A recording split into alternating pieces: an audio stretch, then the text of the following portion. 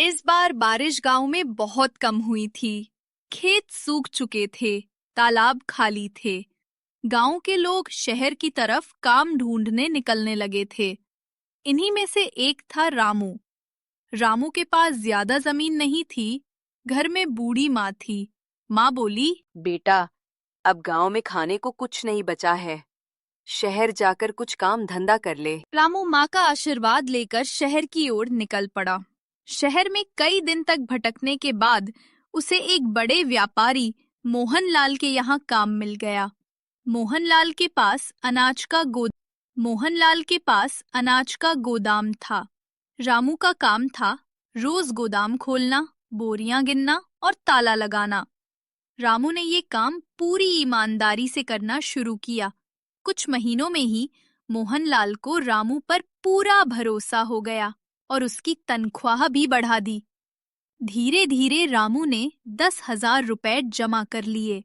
वो पैसे लेकर सोचने लगा कि अब माँ के लिए एक गाय खरीदूंगा ताकि घर में दूध दही बना सकूं। तभी पास के गांव के एक महाजन धनीराम से मिला। धनीराम बोला, रामू, मेरे पास पैसे रख दो। मेरे घर पर पहरेदार रहते हैं। तुम्हारे पैसे बिल्कुल सुरक्षित रहेंगे। रामू ने भरोसे में आकर सारे पैसे धनीराम के पास रख दिए। कुछ महीने बाद रामू पैसे लेने गया। धनीराम मुंह फेर कर बोला, रामू, कौन से पैसे? मेरे पास तुम्हारे कोई पैसे नहीं है। सबूत दिखाओ, तभी पैसे मिलेंगे। रामू गिड़गिड़ाने लगा, लेकिन धनीराम नहीं माना। उल्टा अपने आदमी से रामू को भगा दिया। रामू दुखी होकर मोहनलाल के पास पहुंचा। मोहनलाल ने सारी बात सुनी और कहा, रामू, चिंता मत कर।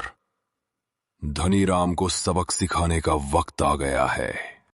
अगले दिन मोहनलाल ढेर सारा सोना और चांदी एक बड़े बक्से में भरकर धनीराम के घर गया। बोला, धनीराम जी, मैं ये सारा माल आपके पास कुछ दिन के लिए रखना चाहता हूँ, पर मैं चाहता हूँ कि आप इसका रसीद लिख कर दें।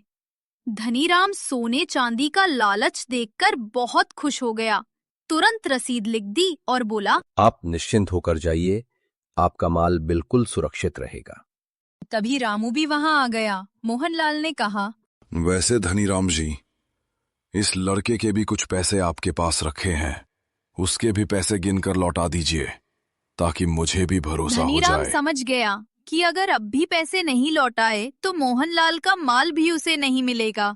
वो डर गया और रामू के सारे 10,000 रुपए लौटा दिए।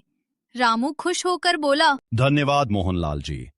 अगर आप ना होते तो मेरी मेहनत की सारी कमाई चली जाती। मोहनलाल मुस्कुराया और बोला, रामू, मेहनत की कमाई कभी बर्बाद नहीं होती।